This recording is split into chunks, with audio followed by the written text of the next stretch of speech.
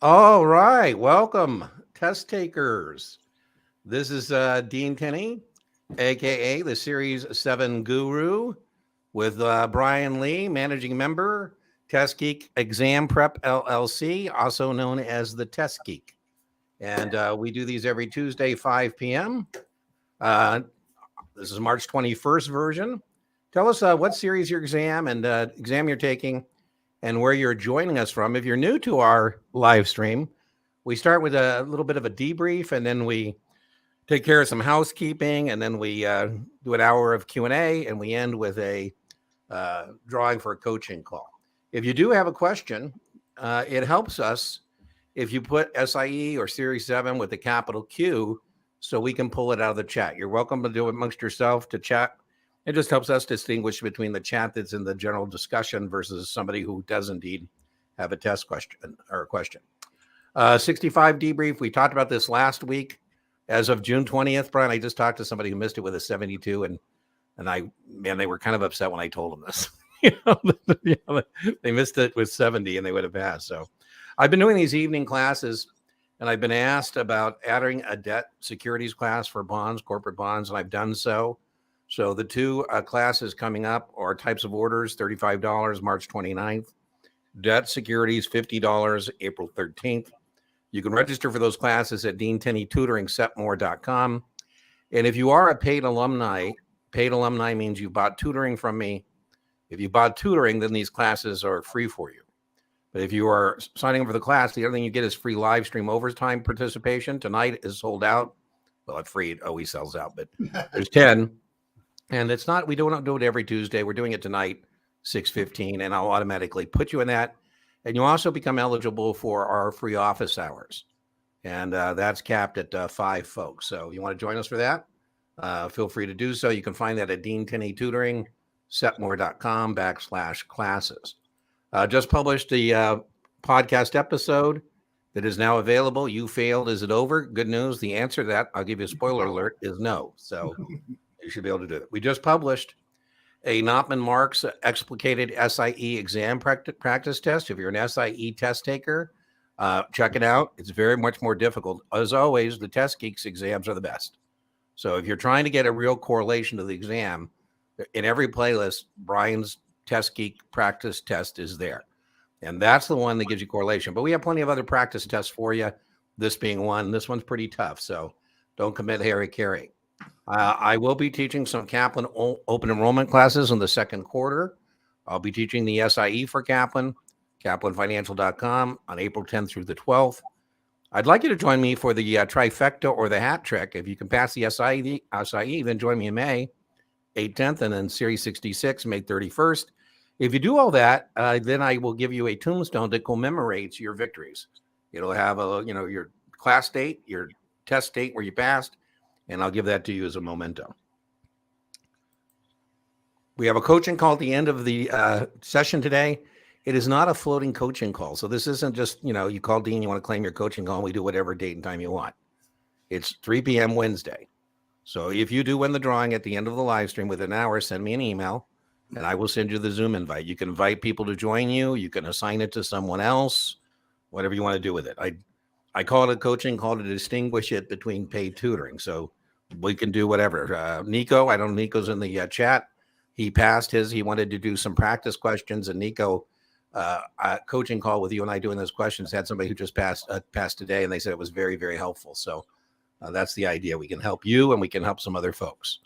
If you're trying to find stuff on the channel, just remember it is a buffet. Take what you like, leave what you don't.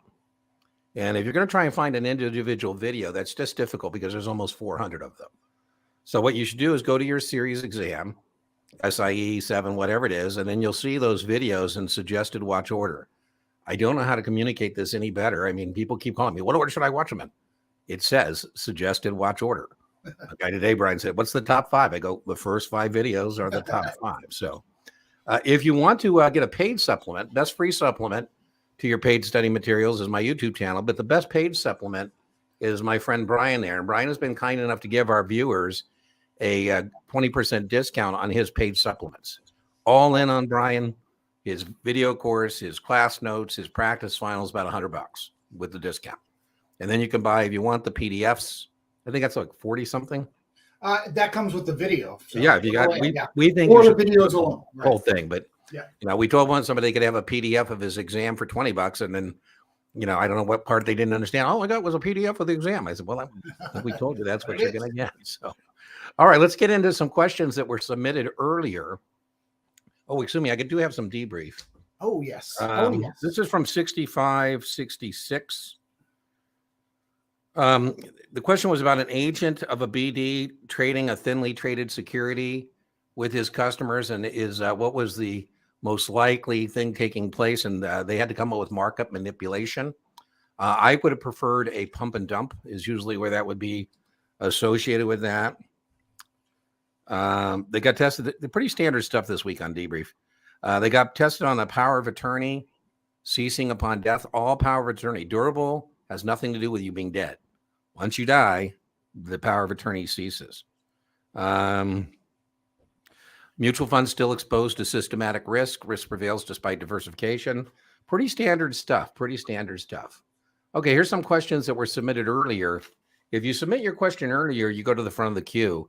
And boy, wholesalers, listen, that is the most likely violation of this. So let's just talk about how things are organized. You have at your firm an approved product list. All the things you can get people involved in. And if you're a Series 7 test taker and you want to turn on your manager, say, I know I have a Series 7, but it's okay if I just sell mutual funds. He's going to say, wow, that would be wonderful. Now, those mutual funds are set up, the fund distributors, as member firms. For example, Franklin Templeton Fund Distributors. That's the fund, the sponsor, the underwriter. They have a selling agreement with your broker-dealer. And the person who works at the fund, the wholesaler, is an associated person of a FINRA member firm. I used to tell my baby brokers, that's not a derogatory term, it's a term of endearment, say, listen, why don't you go through the approved product list and call those wholesalers, have them take you to lunch, and have them help you, tell you why you should sell their fund. Now, what I'm supposed to do is, take Brian, let's say Brian's a baby broker, and I say, hey, Brian, let's have lunch and talk about professional management, diversification, ease of ownership, and why you should do business with my fund. That's on me. That's not a problem. That's a normal deductible business expense. I say, hey, Brian, why don't you invite your prospects and clients to a seminar this evening? I'll come talk about professional management, diversification, ease of ownership. I'll spring for the pizzas and the sodas. Perfectly okay. I say, hey, Brian, let's just skip the dog and pony. Here's some $100 bills. Just tell me when. I'll just keep going. He says, well, Dean, do you want me to make decisions that may not be in the best interest of my firm and its clients? I go, yeah, Brian, that's the whole point of these $100 bills, right? So the point is we don't want you being compromised. And so the answer is most definitely there is no exemption from a wholesaler. A wholesaler is, just be clear, an employee of a member firm. So that rule is designed for what I just brought up. This is another one that is kind of weird. I worry about these kind of questions. Looks like I put a question mark instead of a backslash. They were telling me they saw this is impossible, a question. I don't know if this is a debrief question. I think it is, or they're practice questions. But and they were telling me it was fuzzy to them. So, but the question they said had an agent that was registered in the state, but the broker dealer was not. That's impossible. There is no scenario in which an agent of a broker dealer is registered in the state and the broker dealer is not. Right? So, agents can't be registered in a state unless the BD is. So the typical example would be you have a client who moves to a state in which you're not registered. Let's just start there. P.S. You can't be registered until the firm is. So what you have to do is get your BD to register in that state so that you could register in that state. So hope that takes care of that. All right, let's get on to the chats. How do you schedule tutoring? Dean Tenney Tutoring, setmore.com. Dean Tenney Tutoring, setmore.com. I'll put it up here as a banner. I think I have it here somewhere. Maybe not. Here we go. There you go. Dean Tenney Tutoring, setmore.com. There's tutoring and there's classes there both. You can share tutoring. I had a syndicate form where I opened up the tutoring session. There are like 6 of them there. So you can definitely do that. I was teasing him. I brought it down to 37. I'm pretty expensive. I'm $225 an hour. I don't know if Brian's Hart's still in it. He's a great tutor. But I think are you still charging 90? Are you charging? Still charging 90. What a man. That's such a good deal. Now, I would tell you that he might, when you call for tutoring, say, why don't you just buy my video set and get me for how many hours is your videos? Exactly. I mean, it's an entire class. Is it hours and hours? That's kind of the reason why the tutoring is set at that rate, I guess. All right. Victorious test taker in the house. Woohoo. So you don't have to take Brian and our word. I don't know why you wouldn't take our word about what's testable or not, but we have other test takers who can certainly verify. Now remember, every draw is a little different, so be a little careful about people telling you about their draw. You don't want to be targeting a draw of the test. You want to overlearn it all. But that being said, always good to talk to successful test takers. My picture is blurry. Caesar says my picture is blurry. I don't know. Is it blurry? It's not blurry to me. Might be on your end, Caesar. Well, Clyde, it's helpful if you can give us a more of a isolated thing on that. But here's how I think of it, and I'll defer to Brian. I think, Clyde, of exempt securities as a noun. It's a list. And I think of, exempt transaction as a verb. Now, I think the federally covered exemptions are pretty straightforward. I'll take that one. And Brian can correct me or add to it if he thinks I missed something. But the 2 buckets, there was what's called the National Securities Market Improvement Act. NSMIA. Not this part's not testable. I'll tell you when this gets testable. But anyways, a lot of people said, man, this is ridiculous. The SEC is God and state administrators think they are. So there's, these 50 demigods running around. And, and if I'm transacting business in many states, I have to jump through a bunch of hoops.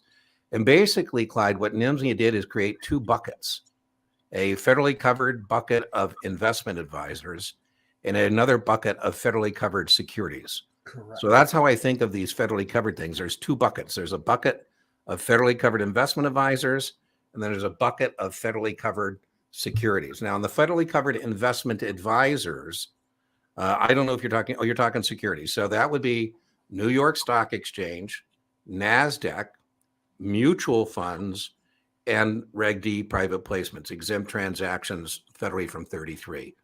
Would you add to that, Brian? I think that's it. No, those are generally the only time you see it is all our federally covered securities except. They love except for, man. Oh, exactly. And it's those 3: mutual funds, there you go, NASDAQ, and nationally exchange listed securities. Yeah. Also, one other question they might ask about federally covered securities, depending on your draw, they don't register with the state, they notice file. Yeah, notice filing, right? So, but what it amounts to, Clyde, is they were already upset, the state administrator. So we said, how about we give you a notice with a check? I'm joking, money. And that, okay. One other thing I would add. So the exempt securities is a longer list, but there's some major ones. You should definitely know that government securities are exempt from registration under the Uniform Securities Act, municipal securities, securities of sovereign governments. We have diplomatic relationships, political subdivisions of Canada. That's a list, a laundry list of things. So my quick notes has a nice little chart. He has a beautiful his quick notes. I think I sometimes use that in tutoring sessions where we just go through that list. And I use he has what do you call that? Is it your cheat sheet or something? The person's cheat sheet, yes. So Clyde, I have you put your firm in one of Brian's little boxes and then put you in one of the boxes, and then we just walk through that. So I call it, Clyde, the cast of characters. And so when you're reading a question, what cast member are we talking about? Are we talking about the administrator or the investment advisory firm or the broker dealer or the agent, whoever the case may be? Well, for test purposes, yes. So yes. The 2 broad categories for the test are what we call equity options and what we call non-equity options. So that would be true. The options on the test, Series 7, only deal with stock, indexes, and foreign currencies. I will put a link to my non-equity option stuff for you. It's mainly on the non-equity options recognition. What I mean by that is index options settle in cash. Both the contract and the exercise are T+1. that kind of thing. Brian has a question. I get so many people on the channel sending me a nastygram, and he's got a question that tests you on it's settling in cash, and I can't tell you how many people misread it and think that he's asking you profit or loss, and that's not the question. That's exactly. And so they, I'd say, listen, read it again. So foreign currency, same thing, mainly recognition. I don't think you're gonna have to move the decimal spot over 2 spots to the left to figure out the premium. You are going to have to know how to use foreign currency options to hedge. And we have a great memory aid device for that called EPIC. And EPIC stands for, if you're a U.S. exporter, you would buy a put on the foreign currency. And if you're a U.S. importer, you would buy a call on the foreign currency. I'm not being facetious. The U.S. dollar is not a foreign currency. So, make sure you're staying focused. There's an inverse. I think what Brian is referring to by turning it around is if the question is from the perspective of a Japanese company, for example, then it would be the opposite, right? The Japanese importer would be buying the put and the exporter would buy the call. I don't, is it IPEC? Some people call it IPEC. I don't. ECIP.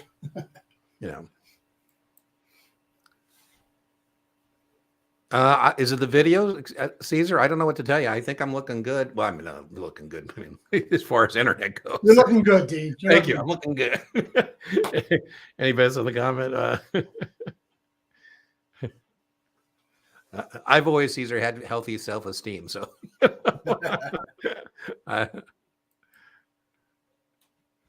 okay, Angela, we're going to send you good test vibes, right? Be the test. Let it come to you. So, here comes the P, as Brian says. So here comes the P. Well, theory isn't true. Theory is a way of explaining things. And the more theory can explain, Clyde, the better that theory is. So, it's not necessarily truth. Systematic risk is the tendency of securities prices to move together. I think of it as when bad things happen to good stocks, right? So if the market goes down 10,000 points or something, your stock probably went down. If not, now what you have to be able to do on the test is contrast systematic risk with non-systematic risk. Non-systematic risk is also known as selection risk, right? So there were 10 equally suitable ideas. I picked one. The other 9 did fine. The one I picked went bankrupt. That's called selection risk. So the easiest way to avoid that is diversification. And the easiest way to do that is in a mutual fund, but you still have systematic risk. One of the questions that we had, I'll do it now. Sorry if you're out there in the chat, was a question about a bond fund.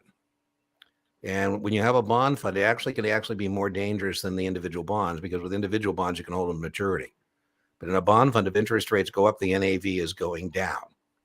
So, whether it's that or this mutual fund, they do like to ask you questions about recognizing that risk still prevails despite diversification in systematic risk, right? Systematic risk means you're still exposed to that risks in the system, right? Now, under modern portfolio theory, what we're trying to do is construct portfolios that maximize risk and reward. And what comes up there a lot is negative correlation, beta, the measurement of a stock or fund's volatility as compared to the market as a whole, alpha, a little beyond, I think, our live stream. But Clyde, I will put a little video I have called Analytical Tools, which goes over some of that. Would you like to add anything to that, Brian? Not on this, no. Okay. It's pretty big category. So, Clyde, sometimes on these live streams, Brian and I are avoiding trying to go into an hour lecture that would eat up the whole live stream, talking about things. But good news, help is on the way. Help is on the way. So, Brian and I working on is asking the right questions. Yeah, I agree with that, Clyde. Yeah. Brian and I think that we can tell where you're at sometimes by the quality of the question you ask. Yeah. And so sometimes when people ask questions, they're like, "Oh man, I always think my job as a bus driver is to get you to the stadium. It's your job to find your seat." And so, I drop you off and I say, "Okay, there's your test site. Go get it." And then sometimes I feel like, as a bus driver, I don't even have you in the parking lot. I'm like, "Hey, 65, it's over here." And part of that is the Clyde. Part of that is test prep vendors. Yeah. Sometimes they, they don't take you in a direct line to passing the test. So, and then some of them go, ooh, they go way off the beaten path, so to speak. Yep.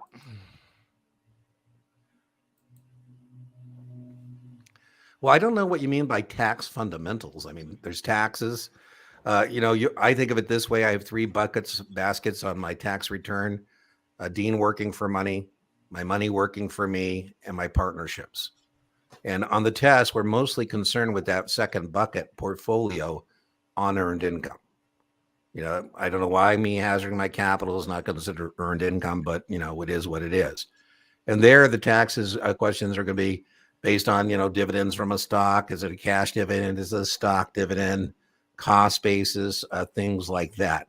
I personally think if you tell me that you missed the mark because of taxes, again, I don't believe you. I just don't think it's enough to kill you. It's another area where I think test prep vendors go a little overboard. What do you think, Brian? Absolutely. Some basic estate taxes, again, for the 65. You think it's material? Yeah, and the material's all over the place. They really get like they're a CPA or something. I'll tell you what I'll do. I'll post. I have a video lecture called Death and Taxes. No, just taxes. So I'll post that for you at these 21-minute mark.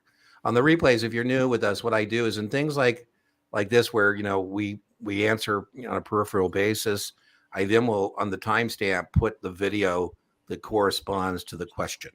So that's kind of, what we do in the replays of our live stream. So I'll put that there for you. And then we also have the overtime session, but that's full, so you won't be able to participate. If you see on the next live stream, if you're new, if you go to deantenneytutoringsetmore.com, you'll see that live stream overtime session, and that's free. Yeah, again, Moxie Baby Broker is not a derogatory term. It's a term of endearment. So, Erica, I put the debt securities there on the schedule. It's April 13th. That's as soon as I could get it done. So, series, yeah. So that's it. Yeah. Well, I think you're on the right track. Whatever the test specification says, that's what you need to be aware of. For example, incentive stock options, low probability, but you might get that as being part of taxable income or not. I think it's very low probability, but on the test specification, if it's there, it's fair game. The most common tax question on mutual funds. So, Charlie, here's one that a lot of people get hung up on. Assuming I have the mutual fund, don't be bringing stuff into questions. If it's not in the question, don't bring it into the question. So I have a mutual fund, and I tell the mutual fund that I don't need the money. So whatever you were going to send me in dividends, just buy me additional fund shares. So, Charlie, that's called a dividend reinvestment program. Now, as you know, we love in our business to come up with acronyms. And so the acronym for dividend reinvestment program is called a DRIP. A DRIP. Now, the test question, Charlie, that sometimes shows up is, do I owe taxes on dividends that I reinvested or capital gains I reinvested? And I most certainly do. So that's certainly one question. And then Brian's got another one, great one on his whiteboard. Let me give him some more space here. That's the same one. It's dividends. Yeah. Okay. Dividends reinvested. Yeah. Okay. And then the other thing, Charlie, is that you need to be familiar with DI 90. That the mutual fund, if they don't want to get taxed, because whatever they don't pass through the shareholders are going to get taxed on. If they don't want to do that, they have to pass through at least 90% of their net investment income. I would definitely know that. That's true of a REIT as well. Make sure you know that mutual funds and REITs do not pass through losses. Only partnerships do. So I don't know if I'm up to, how many questions there. One other point, one of the things in your personal account is you can control the tax consequences of your investments. The capital gains tax is a transaction-based tax, Charlie, and the best way to avoid it is not to transact. But in a mutual fund, I don't make that decision. So in my personal portfolio, Brian does a lot of work for Fisher Investments, and, they hate mutual funds. Variable annuities. Well, they're even worse. They hate. Well, I'm with them kind of on that one, but anyways. And Charlie, here's what they say to you: hey, Charlie, if we had a portfolio for you, we could actually manage it for you, and we could do it in a tax efficient way. Whereas in that mutual fund, they're not thinking about you. They're going to be selling the securities, and if they have a capital gains distribution, it's going to come out to you, and you're going to owe taxes on it. So, one other test question, Charlie: be careful on a muni bond mutual fund. Because in the muni bond mutual fund, remember, they are collecting tax-free interest, but that gets passed through to you as a dividend. So the only dividend from a mutual fund that's going to be tax-free is a dividend from a muni bond fund. And then, Charlie, remember, capital gains on mutual funds or muni bonds is not tax-free. So if you have a tax-free mutual fund and there's a capital gains distribution, you're going to owe taxes on it. Anything else you want to add to that, Brian? No, that's it. Especially for Series 7, I don't think they get too deep into the taxation of mutual funds. I don't. I think it's more likely. What would you say? I think, Charlie, it's more likely you'll get tax consequences of a variable annuity. Yeah. You know, that how you fund a variable annuity and then LIFO coming out. Right. I would think you'd see more there than you would in mutual funds. What do you think, Brian? Absolutely. The LIFO and the ordinary income. Yeah. No capital gains. And when should you know that before you buy it, right? So, we don't want to ever give that. Yeah, the debt class is the bond class, Erica, you asked for. So I'm going to cover interest rate risk, credit risk. I'm going to talk about the types of corporate bonds, secured and unsecured. I won't be doing munis because I have a separate thing we did on munis, and I won't be doing governments, but that's what I'll be doing. Yeah. Oh, thank you, Moxie. So, look, Caesar, it looks like it's on your end. Everybody's saying I'm looking good. Looking good in the neighborhood. When I was pretty blessed as a broker. I did, pretty good for myself, and it was funny. People used to make fun of me that they said, "Well, Dean, those people don't really look like you." I said, "What do I care? Money can't buy happiness, but it can rent it. I'm okay with that." There you go. So it's all about the draws. Vijay, I had somebody today. So I told you I posted this podcast. If you failed, is it over? And if you're in that situation, just be careful. This guy was blaming. He bought all the content available to him. Didn't buy yours, Brian. I didn't want to piss him off and say, "Well, you should have the test cake." He bought STC, Kaplan, Past Perfect, and he missed the mark. And then he blamed all of these vendors and said he was going to go get a refund. And I'm like, "Wow, really?" I sent him my podcast episode, and it's hard because you don't know people on social media. I said, to be honest with you, if I'm your manager, accountability partner, that's not really what I want to hear.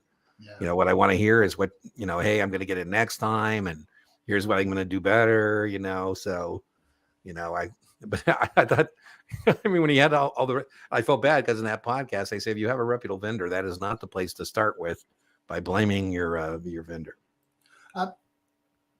Can I show Accretion on a discount bond? You want to do that on your whiteboard, Brian?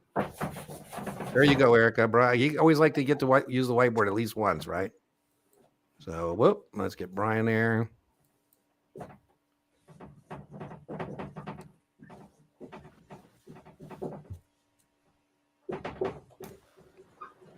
Done.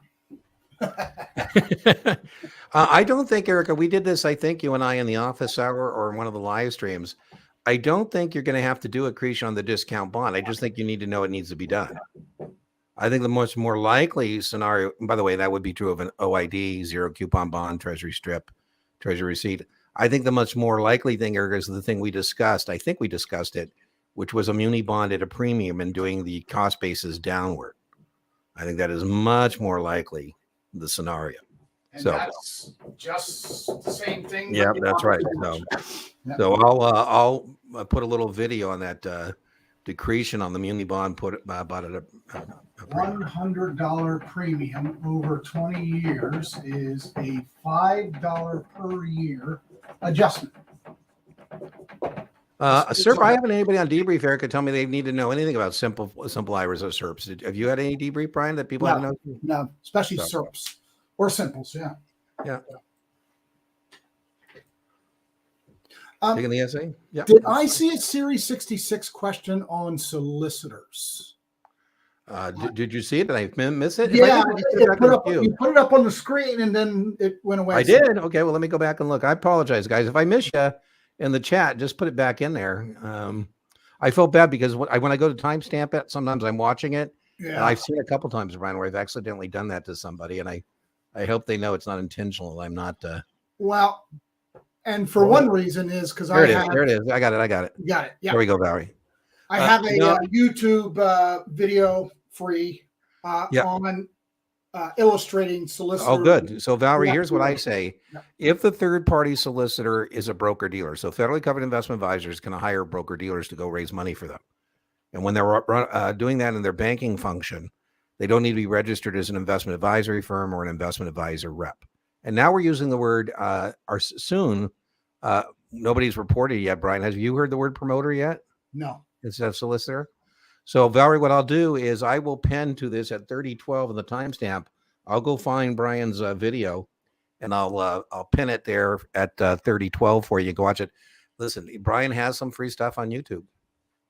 It's pretty good. I'm trying to talk him to get having more free stuff. But I tell the story a lot. I had a 24 person who was struggling with closeouts. And I mean, it was like, Brian, she had a religious experience. I sent her your video and all she was, oh, The closeouts and the buy-ins. yeah. So, okay, there we go. So, okay. If I miss it, just put it back in there. Why does it always work? I'm not sure, Jenny. Why would you want to know why it always works? I'll tell you why it always works, because it just it simplifies it. If you want the economics discussion, if I'm Boeing and I'm selling my planes to Japan and getting yen, I'm not worried about the yen being strong and me getting more dollars. So the first thing is hedges are about what if you're wrong? What if things go the wrong direction? So if I'm Boeing selling planes to Japan, what I'm afraid of is the yen is going to go down and I'm not going to get as many dollars. And so what I want to do is I want to profit in the currency, that option, that contract, so to offset my loss I'm going to have in what's called the spot market, right? So Boeing would buy puts on the yen and hope that whatever the exchange rate moves against them, they can make it up in the value of that put. If I'm a U.S. importer, Jenny, I'm importing wine. So again, I'm not afraid that the dollar is strong and I get more European wine. What I'm afraid of is the dollar is weak, and when I get euros and buy wine, I don't get as much. Now, as we said, you can't buy puts on the dollar. If I said the dollar is weak, it's against some other currency. In this case, the euro, right? So I would buy here a call on the euro and hope I make up in the value of my euro contract, my option contract, what I lose in the currency exchange with what's called the spot market. And then again, as Brian's got up there, it's the opposite. If you're a Japanese company, you're exporting your products to the U.S. because if you're selling in the U.S., you're worried the dollar is going to be weak, right? That means the yen's going to be strong, and you can't buy puts on the dollar, right? So if the dollar's going down, the yen is going up. So the Japanese exporter would buy a call. Yeah, we're just saying you reverse it. I think Epic is more probable as a test taker than the opposite. Yeah, I would bet both. Both. Okay. Well, there you go. So that one comes up a lot. Now, Jenny, I would tell you, I'm a guy who understands economics and international trade. So I struggle sometimes with a memory aids like you. I know why it works, Jenny. So, I probably wouldn't need a memory aid, but, it's just whatever you want to do. But it always works. We wouldn't give you anything that doesn't always work, right? I'm a big believer in this too, Brian. You're out of the frame. That's okay if you want to be hiding there. There you go. Jenny, there are some shortcuts you might want to check with us on a live stream, because there are some people who have shortcuts that kind of work. I'm like, and they'll sell me the shortcut. I go, I'm not so sure about that one. So, yeah, Brian's great on that whiteboard. He's the old-fashioned whiteboard guy. Back in the day. Tell him what you normally call me. What's that? What do I normally call you? What I normally call you? School marm. School marm. Brian, back in the day, we used to have a supervisor, the two of us, and I've always been an independent contractor, but I was coming back, and this guy had told me, we're going to PowerPoints, and Brian's off the reservation. He won't use the PowerPoints, and I don't know if he thought I was going to be like his intermediary and go to Brian and say, hey, Brian, can you put the PowerPoints on the ceiling and just pretend you're using them? So. First try. That's great. You counted 22 on the questions. Yeah. Wow, Options. 22. I say 20, give or take. Yes, Brian thinks do. there's less, but. Yeah, you do, Dean. You always say around 20. I think about 20. Round 2. You got it. We're trying to help you out. So just keep those questions coming. I hope you were at the beginning, because I went over some of those that you sent me. If not, you can catch them in the replay. Well, Colby, again, sometimes when people ask these broad questions, it's kind of hard to say, okay, well, geez, that's basically the entire exam. I'm joking. It's like 33 questions. There are definitely, Colby, some things that you should know are unsuitable. For example, you should know that a partnership is unsuitable for somebody who needs liquidity. So I don't think they're going to get, so the three types of questions you get are recognition questions, practical application questions, and judgment questions. And on the SIE, the vast majority of the questions are recognition. Yes, they are. Colby, suitability are typically judgment questions. So you're not going to get many judgment questions on the SIE, suitability questions. You definitely know like tax-free bonds, muni bonds are good for rich people, high income tax brackets, not for low income folks. So what's there is there. But most of the suitability questions end up being recognition rather than when you get to your 7, Colby. I don't know if you're moving on to your 7. And that's a huge step up in the level of questions that are judgment, suitability questions, and their complexity. So I'm going to add this. I'm going to have to learn how to edit and insert things and delete things. But I made a video on legacy content from the old Series 7, the new Series 7. But another thing I hate is what I call the chunk theory, Colby, depending on your test vendor. What a lot of them do, and Brian and I have been talking about doing like our own SIE partly because of this. What they do is they take their 7 content, they chunk it, and then they turn it into an SIE. They kind of force it into an SIE context when it's really not. And so a lot of times people will be using test prep vendors for their SIE, and they'll send me a question. I'll answer it, but I'm like, that is so much a 7 question. Yeah. I just told you I did an SIE exam. I think it's excellent from Knopman Marks. It's up now. It's been up. I did it Thursday. It's got 700 something views. So we're doing pretty good on it. I told you, I think Brian's has got better correlation to the exam, but man, it's tough. I had a couple of questions there, Brian. I thought should be on a 24 and not an SIE. Wow. Now I love Knopman. I think they do a great job, but I think it's exactly what I've talked about. I think they took some of their existing QBank content and then, put it into a bucket called SIE. So, anything else? Munis, partnerships, mutual funds. You might get a couple option questions, but again, if you tell me you missed a mark because of suitability on the SIE, I'd say, I think you had other problems. Oh, Eli, that's 10 is a slog. Yeah, Eli, I imagine that merger. I highly recommend to any of you 2 great memoirs of the securities industry. Schwab's is called Invested, and Ricketts is called, TD Ameritrade is called The Harder I Work, The Luckier I Get. And it's kind of fun because their memoirs on a parallel course until they merge together, right? So I highly recommend both. But Eli, that 10, I tell you, it's a slog. I mean, somebody said, well, you could do another. I have one up on the channel. Well, you do know when I was exhausted, Eli. So just make sure you got the right energy going into that thing.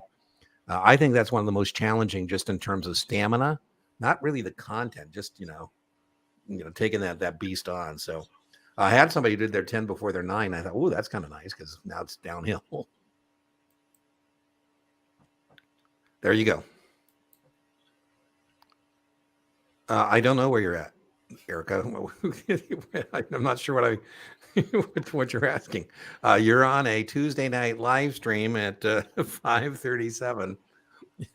Erica, if you're asking about where is the debt securities class you requested, it's in the same place you go for everything related to the live streams and the office hours and the classes. It's at Dean Tenney Tutoring, 7more.com.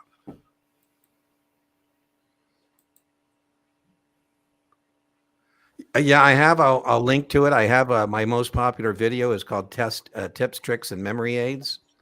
And so I'll post that for you. It's got everything. It's got the teeter-totter that Brian's hinting at there. It's got the options matrix. It's got some stuff like that. So what do you offer for that? I offer a free video called Tips, Tricks, and Memory Aids. You'll love this, Brian. I used to call it mnemonics. And then I had a broker who loved it.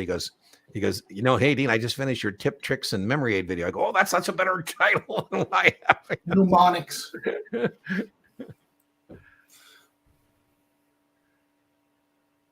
There you go. Okay. Like I say, I don't think people should be monogamous as a test taker. I mean, I don't have the expectation people are monogamous. I think for your primary study material or whatever. You need to find a style that speaks to you, and you can sometimes get too many voices in your head. So you got to be careful about that as well. But I think supplements in Q banks, I'm all for it. Yeah, Brian. For the 9, 10, 24, the more diversified you are with content, the better. Yeah, I think, Absolutely. Yeah. I mean, I don't think you need a free or paid supplement, but I think if you have the resources, why not? Why not? I mean, I think sometimes you can think of your supplements as kind of where you're supplementing the Q Bank from Training Consultants or Kaplan or whatever, or Brian's paid supplement or my free supplement. I think of it kind of like an insurance policy, just, don't buy an hour of tutoring the night before your exam as an insurance policy. Thank goodness she passed today, but I log on for the tutoring session. She says, "Oh, I'm testing tomorrow. And I just want to confirm things I know." And oh God, good news. Everything she wanted to confirm, she did indeed know. But I was kind of thinking, well, gee, there wouldn't be much we could do about it if you didn't, right? So, Colby, just I'm not sure what you're asking about a mutual fund. What about a mutual fund? I don't know. I think we went through some tax consequences. I think the Kaplan Q Bank, Angela, is the best, but obviously, Kaplan pays me to teach classes for him, so no surprise. I do have some good news, Angelo. I don't want to, get ahead of my skis, but it looks like my discount is going to go from 10 to 15. So I kind of leveraged my friend Brian. I said, "Hey, Brian gives viewers a 20% discount. Why can't you guys kind of, give 15?" So hopefully. Brian has a website, and he's on Teachable. Let me get that for you. Yeah. And what's that? If your banner is off, then it comes up. If my banner is, it comes up. Yeah. What? With our names on our video. Oh no, but I was going to give him the real deal. Okay. Yep. Same thing. Isn't that the real deal there? Yep. Or do you want your email or your website? Nope. That's it. Okay. So let's get rid of that, and then I see what you're saying. You're saying there it is. See. There you go. Testing look at Brian. He's got using his headline feature. I like it. Woo. Fancy. Let's see.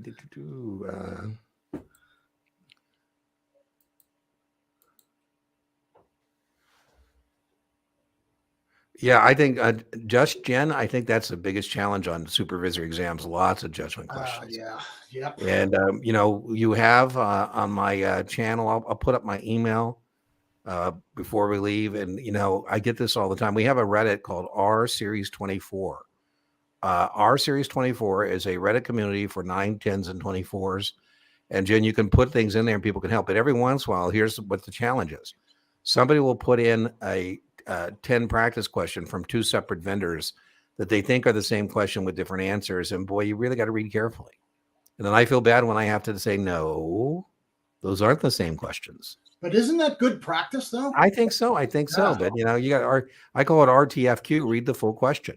Right. I said, listen, that scenario is an NBA championship game and the kid is not sick. This other one is it's a last minute thing and the kid is going to the hospital. Those are different scenarios. Right. I always joke in Series 7, you have a great answer available to you at all times. Check with your immediate supervisor.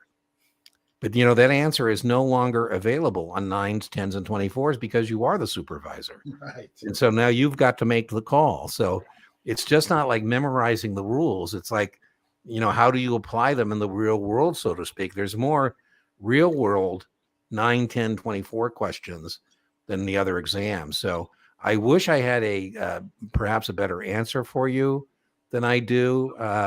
But make sure you go through a lot of those scenarios that where you answer those questions. And that Reddit or myself, if you're not clear, I don't know if you're using Kaplan. If you're using Kaplan, you can send me the QID, and I can see backstage what you're looking at. I'm more than happy to interact with you and say, here's why this question is the answer it is. So I wish I had a better answer. You have any good answers for that one, Brian? No, the challenge is it's probably the most nonlinear exam. Those 9, 10, 24s. They really are nonlinear. I tell people that it's FINRA case studies, and they assume you already know the rule, and you have to apply it in that particular situation. I actually like that idea. Every month they put out disciplinary actions from FINRA. I'm demented. I actually read it. And there's a lot of fodder. Bill James is the subject matter expert at Kaplan. And so I will send him like real world things that happen, and then he'll actually put them as a as a practice question. And then, I get to read them. Go, I've never had any haters, Brian, until I got on social media. And I post sometimes to the Reddit, the 24, like, don't let this happen to you. And it'll be like an article. And this person said, well, why you put up things that have paywalls? I go, I don't think about the paywall when I post something. I mean, I'm posting it because I think it's worthwhile. And if you don't subscribe to the Wall Street Journal, that's not on you. It's not on me. I mean, I don't know what they expect I'm going to do, cut it and paste it. Or I'm not sure, Colby, what your question is about the T-bill. I would know it's the issued at a discount. I would know it's for some, be careful because on other exams, this could be a wrong answer. It's for some, the risk-free rate of return, what you get for not hazarding your capital. As you see, when the markets get a little freaky, the T-bill is a refuge of safety. And I would know it's a money market instrument. I know all government securities are T+1. What do you think, Brian? Anything else there? No, I think you pretty much hit it. Yeah, I mean, it's recognition. Pastor 65, investment advisor rep. Woohoo! Wow, it was an absolute breeze. Holy cow! Wow. Nice to hear that once in a while. Well, I would say Costco card. You might have a mind that's made for NASA. Yes, that is certainly not typical. Certainly, wow. Oh, Ray, absolute breeze. I love it.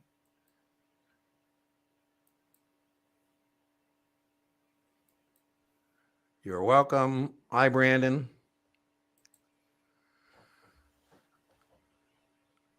Yeah, that we announced at the top of the hour that the score for the 65 is going down to 70%. See, now, isn't that funny? Now, here comes all the rumors. Now, all of a sudden, because they're dropping the score, it's going to get more complex. Oh, no, not at all. Not at all. No. It's actually the opposite. Yes. The opposite. They don't make exams ever harder. They want people to be getting into the business. So what was the other one I heard today? It was crazy. Yeah.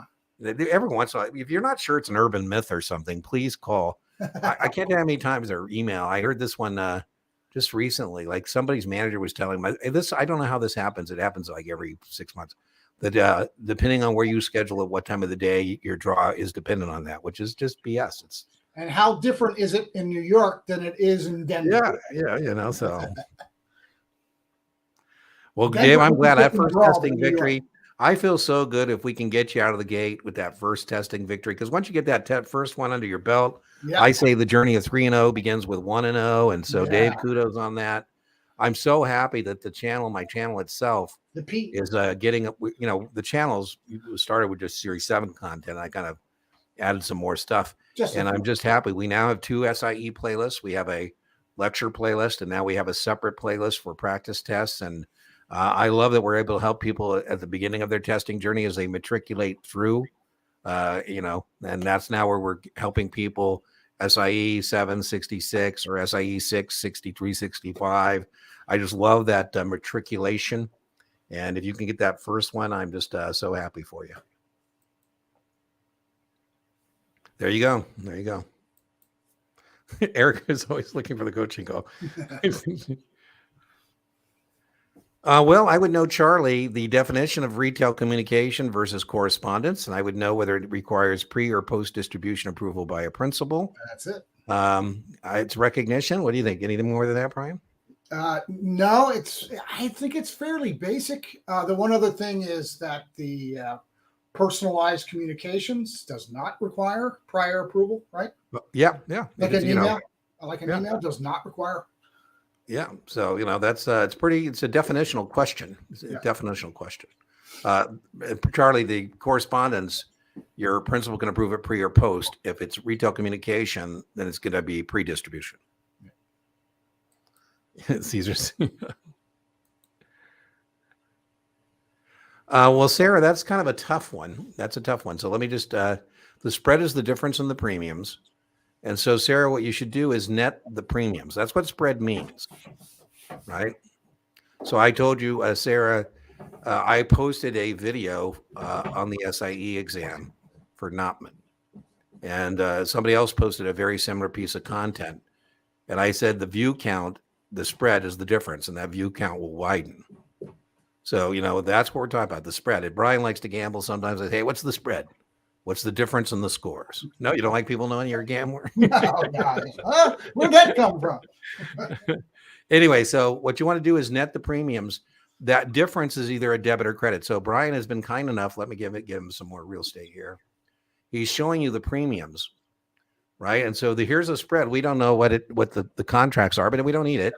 We paid $5 for either a call or a put, and we sold a call or put for $2. So we paid out $5 and we brought in $2. So the net is a debit. Debit means more money out than in.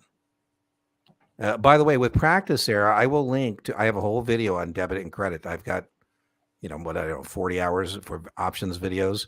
But I have entire separate videos on spreads where you can play this game for an hour or so. Now Brian has reversed it. But the other thing I was going to tell you, Sarah, is this is also key to what you need to do next, because in that first version, we know that when you pay money, you're going to lose it. So that would be your max loss, 3 points. And we know that when you collect money, you keep it. So that'd be your max gain. So I don't know when you're testing, Sarah. I will post in the timestamp the appropriate video for this. And then you can also, in my video, in my playlist, I have class replays. And you can also watch a class replay of advanced options. So there's a lot of help there available for you. And we're more than happy to make that available. I'll put it in the replay list. And then if you're still struggling with that, come to I don't know when you're testing, but if you're coming next Tuesday, just send me by email. Put my email up. Send me a spread, and we'll let Brian diagnose it on his whiteboard for you. We'll do it together. And if he doesn't want to do it, then I'll grab out I'll make him go crazy by grabbing a Jamboard.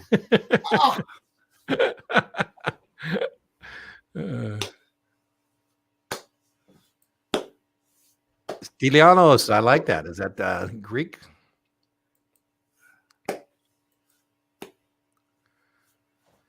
Simulated exams. I want you. Yeah, high 70s is fine, Brandon. That's exactly where you need to be. So I don't think you have any problem. I think that's right where you want to be. Yep. He wants to leverage his time.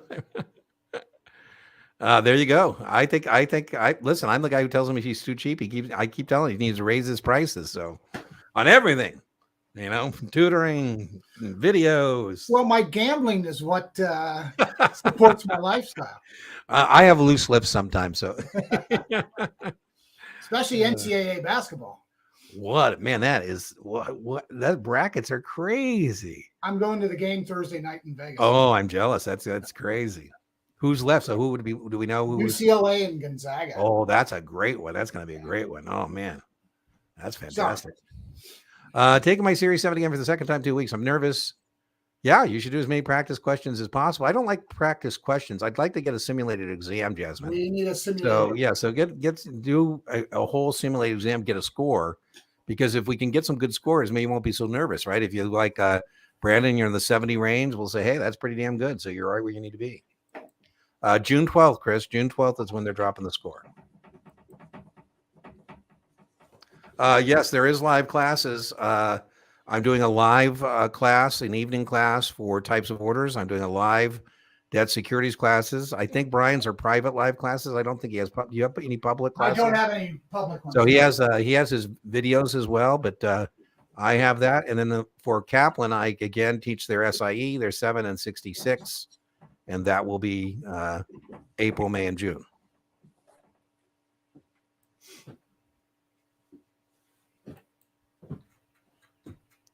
Yeah, Nisha, I'm working on it. I keep meaning to pop up at least a 99 practice test. I just haven't got around to it. So I don't know when you're testing, but I'm it's on my radar. I'm a one-man band, so it's just hard for me. Dean, if you remind me, I have some 99 content too that I'll be more than happy to. Oh, that'd be great. That'd be great. So yeah. Nisha, Brian to the rescue.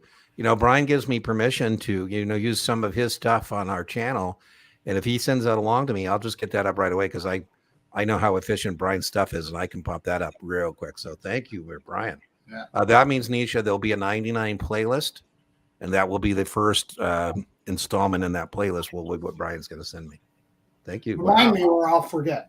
Okay. We'll Nisha, remind me to remind Brian.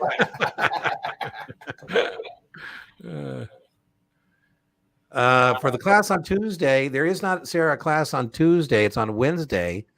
And that's the type of orders. You go to deantenneytutoring.setmore.com. Tuesday is a free thing that we do called the live stream overtime session. So when we kill this thing in 15 minutes, a lot of us reconvene in a Zoom session, and that runs 45 minutes, and we have whiteboards, and we do whatever we want to do. And that's not offered every Tuesday. It's available tonight, but it's capped at 10. It's already capped. So you'd go to that same place, Dean Tenney Tutoring, setmore.com.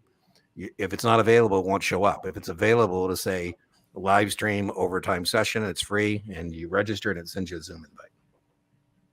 And I let Erica in. So one of the advantages of being a paid alumni like Erica is it was capped, and I just sent her the Zoom link because she's an alumni, so she gets to get in regardless of whether it's sold out or not. Max gain and loss and break even and debit or credit. Well, the break even, Crystalina, is based on whether it's a call spread or a put spread.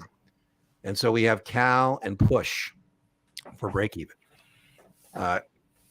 Cal stands for call, add to the lower. Push stands for put, subtract from the higher. I will link to, in the replay, some options videos for you. And then the gain and loss always add up to the difference in the strikes. And you're going to have one of those differences. There's a floor and a ceiling. All the action takes place between that. And so if the difference is 15 and I spend 7, I can make 8. If the difference is 15 and I spent 8, I can make 7. So I think that doesn't lend itself well to the live stream. But again, you can go to my video replays class. You can watch the replay of the entire advanced options class I do. You could also go to the options playlist. There's about a half a dozen videos on spreads, and I will link a couple videos for you in the video description of this replay. Brian, I like Brian's got some stuff on the board, so let's give him some more real estate. There you go, Brian, all yours. Just a little bit, yeah. Again, without getting too deeply into it. And you've already mentioned this, 10, 15 minutes ago, about the maximum loss being the net debit, maximum gain being the net credit. Depending on if it's a debit or credit spread. Whichever one you get, you can always get the other one because combined, they always add up to the difference between the two strike prices. Yeah, it's a good test-taking trick, right? Yeah, so in that test, I'm going to post that as well in my tips, tricks, and memory aids. I have a couple tricks. The other thing is you also know that the break-even has to be somewhere between the strikes, that range, right? So that'll get you 50-50. So, for example, if the strike is 50-65, you can toss out any break-even offer to you that isn't somewhere between 50 and 65, because the break-even has to be somewhere between the strikes as well. So there's a couple tricks, and if you can understand it, that's ideal. But like I said, we can help you do both. We can help you do 12. There's 8 things that you need to know about a spread. Now let me get myself back up here. The 8 things you need to know about a spread is: can you identify it? Can you determine debit or credit, exercise or expire, widen or narrow, max gain, max loss, break even, bullish or bearish? I always say, don't hate the 8. Don't hate the 8. If you can do those 8 things, you have my guarantee that whatever they want to know, you've got the right answer to. Dean, can I throw this out to you? Sure, of course. Would you say 99% of the spread problems you get on the real test would have a difference of 10? I think so. I don't think they give you as much funky stuff as the test prep vendors. Well, I think on the real test, I don't think there are much more other than the difference of 10. Yeah. Well, but Brian and I, we're mostly on the same page. But like, for example, Brian thinks there's less options than I think. I think there's 20, give or take. He thinks it's less than that. So, it's just a matter of the draw. It's just a matter of I had an email on Friday that said they saw 3. Okay, well, there you go. So I would just tell you that my point would be you always want to overlearn stuff, because you don't want to be in a scenario that you can't take down any draw. So whatever it is, I would overlearn it, because whatever you're not comfortable with, you're going to tell Brian and I they get 150 questions on it. We won't believe you because there's not that many questions to begin with. But, oh, my God, I had, and then when you're comfortable with it, like I've had people that I got no options. I don't believe that either. I just think they're so comfortable with it, it just doesn't register on their brain. So variable annuities, I have a lecture, Erica, on what you need to know about variable annuities. We talked about it earlier. You have to know that you're using after-tax money. It grows tax deferred. You need to know when you annuitize and turn it into an income stream. LIFO, last money's in, first money's out if you're doing a lump sum. If you annuitize, there's an exclusion ratio. You got to know about the assumed interest rate. I think, 5 or 6 questions on annuities, Brian? On the 7? Yeah. Yeah, 3 to 5. Yeah. I'll link Erica to that variable annuity lecture for you. Okay, so it is time for our draw. So let me go get our giveaway tool. As you're doing that, yeah, often on the test, it is written as a non-qualified variable annuity. Non-qualified, and that's important. 66. Yeah. That's important because that means you're using after-tax money. After-tax money. Okay. Drum roll. Let me get rid of myself and Brian here. Okay, let's choose our broadcast. Do we know our secret word? No, we don't. So what do you guys want for the secret word for the draw? Let me get rid of Erica's thing there. Anybody got any ideas in the chat for what we should call the word for our drawing? Madness. How about what have we talked about tonight? March Madness. Oh, I like it. Pass, win. What do you think? Let's use pass. Let's use pass. There you go. Okay, so get the P. We'll do that next time. Okay. All right, so put your entries in. And remember, if you win within the hour, you have to send me an email, and I'll put my email up there before we leave, deantenney@gmail.com. I'll put it back up. Tell them you're the winner.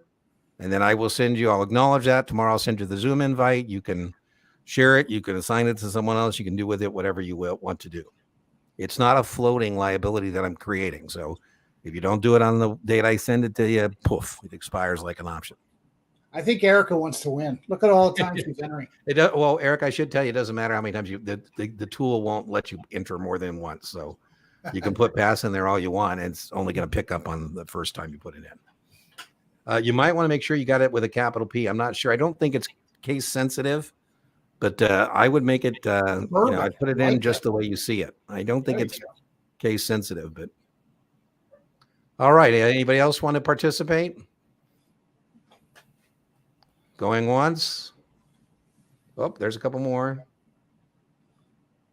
Okay. 5, 4, 3, 2. Oh, there's 2 more, man. Oh, God. Okay. All right. Everybody in that wants to be in? Okay, here we go. Boom. And the winner is, survey says, Jay Smith. Woo! Let me get rid of that. That's a pretty cool. Let me put back up my email, Jay. So this is my email for you to collect your thing, deantenney@gmail.com. Remember, inch by inch, your exam is a cinch. Yard by yard, your exam is hard. And Brian? Keep it simple. You take the test. Don't let the test take you. All right. I'll see everybody next Tuesday. If you're registered for the live stream, I'll see you in 15 minutes on the live stream Zoom. Bye-bye, everybody.